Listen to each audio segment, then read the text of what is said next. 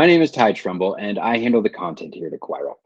And a lot of that content circles around acquisition entrepreneurs who have already closed on a business. After all, that's a pretty important success metric, but it's not the only metric for success. Buying a business is hard. If it wasn't, everyone would be doing it. And that's why at Acquira, we look at perseverance as another measure of success. And two acquisition entrepreneurs who perfectly exemplify that trait are Jeremy and Jason. They have run the gamut going through Acquira's training, attending workshops, and presenting to the investment committee. In fact, they're about to present to the investment committee again soon.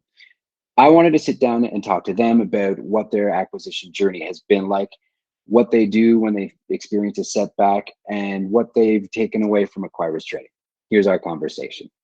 So, Jeremy, Jason, could you walk us through how you guys met in the first place? Yeah, so I'll take this one.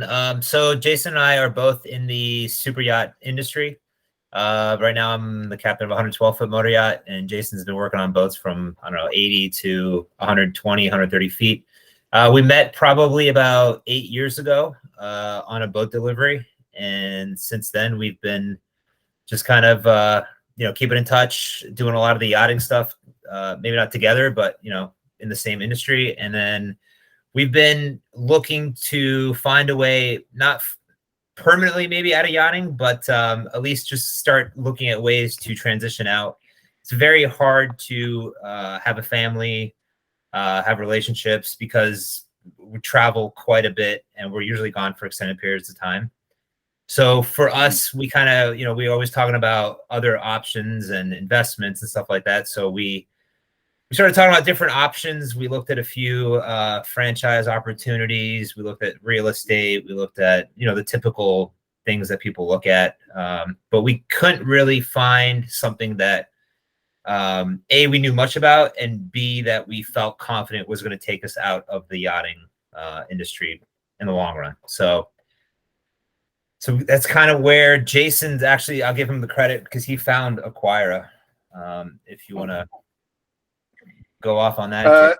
So what happened was we were looking at a franchise. We figured it would be the best sort of bridge going from the yachting industry into the business world, having never really spent much time owning businesses before.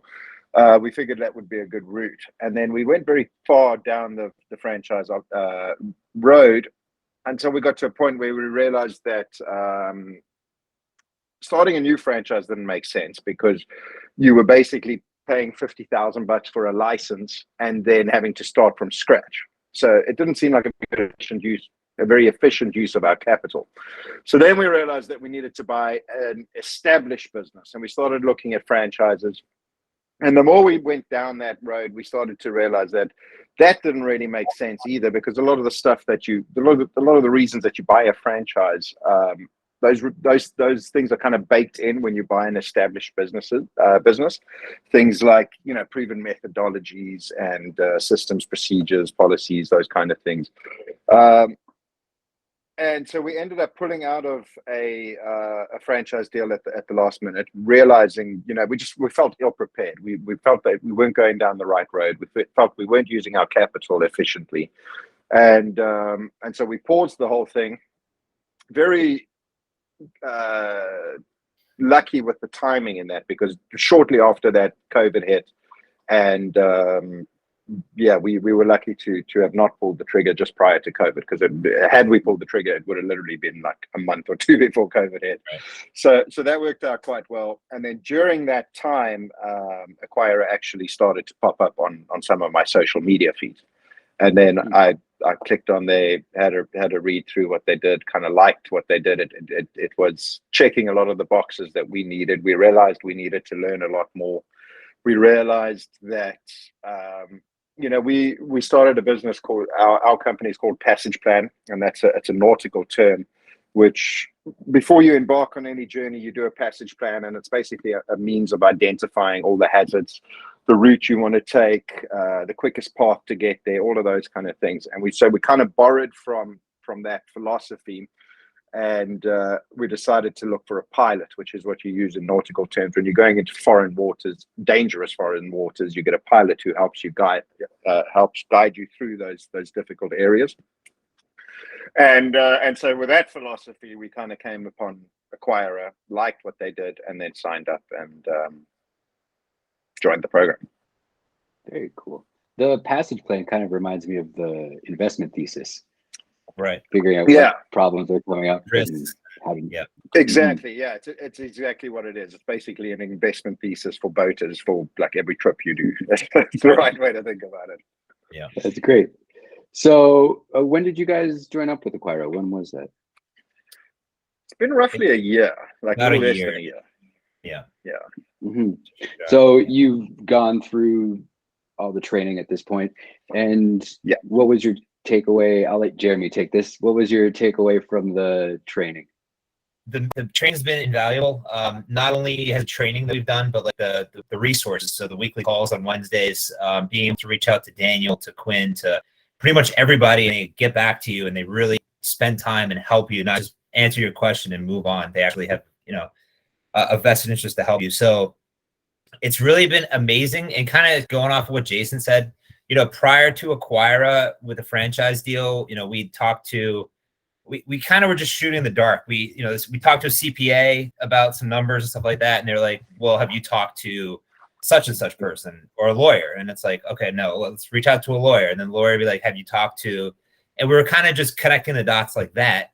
Whereas now that we've done the training, not to say we know everything by any means, and we don't, but we just feel like there's actually a clear path of what each step should be. And it gives us the confidence to keep moving forward versus kind of just shooting in the dark. That's very cool. And have you guys gotten to the investment committee?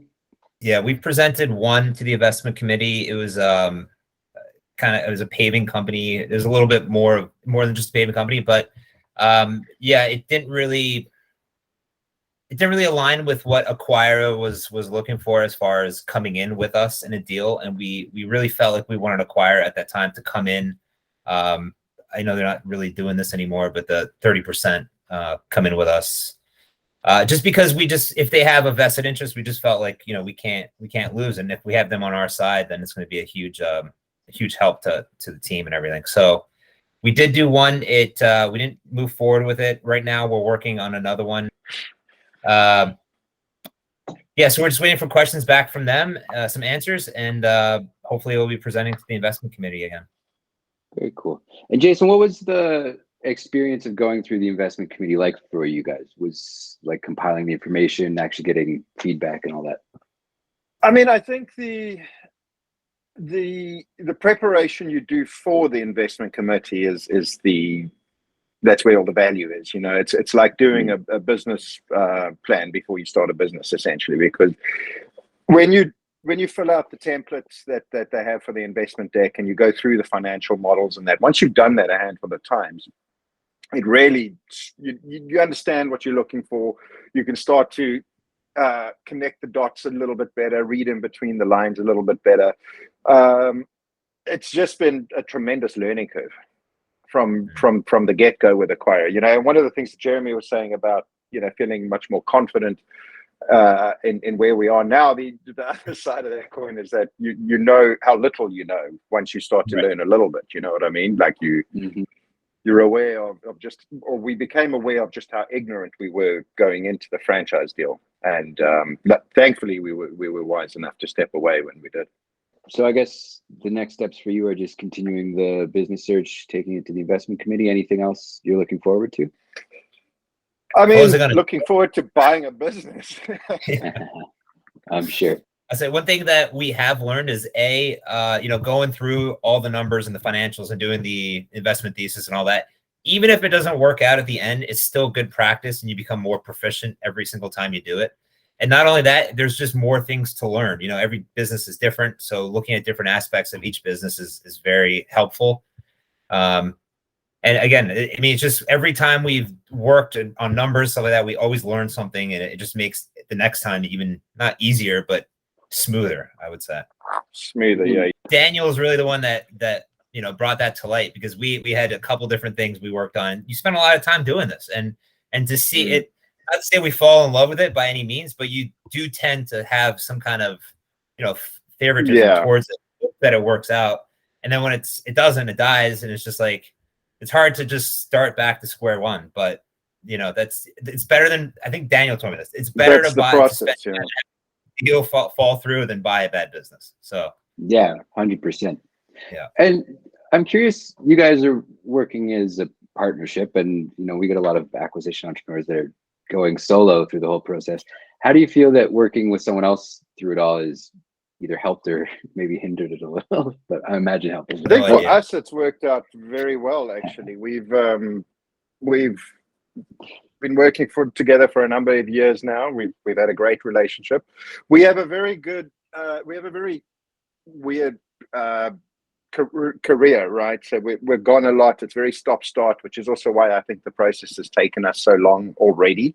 It may have taken, somebody who's able to commit to this full time could probably get it done in shorter time than we have. But because we live such weird lives, working as yacht captains, we've been able to, if I can't get to something, I can rely on Jeremy to get to it, and vice versa. And so having the teamwork there, I think, has prevented things from just stalling completely. Sure. And I think that we both each have our strengths and not necessarily weaknesses, but I may be better at one thing and than Jason is, and vice versa. So I think we kind of complement each other in that way. That's great. And it's less of a lonely pursuit, I imagine. For sure. Yeah. So yeah, I mean, our competition tends to be pretty lonely, so it'll be it's better to be going through it with a mate, I reckon. As long as I mean, I've had businesses before where I've gone in with friends and that, and it hasn't turned out well. So I think if you're going down that road, choose your partner very carefully. And Acquira actually said something in one of the meetings. I can't remember who it was, but they said something along the lines of in a good partnership, you have to earn that person's renewal in the partnership every step of the way. And I really like that outlook, because it's you have to earn it. You have to earn the other people's trust and respect. Well, guys, thanks so much for taking the time to talk me through this today. Sure, of course. No worries. That's my conversation with Jason and Jeremy. Thanks again to them for taking the time to walk us through this today. If you'd like to begin your own acquisition journey, the first step is to sign up for the accelerator, which you can do by filling out the form at the link below or at the form on the side of this page. Thank you very much for your time.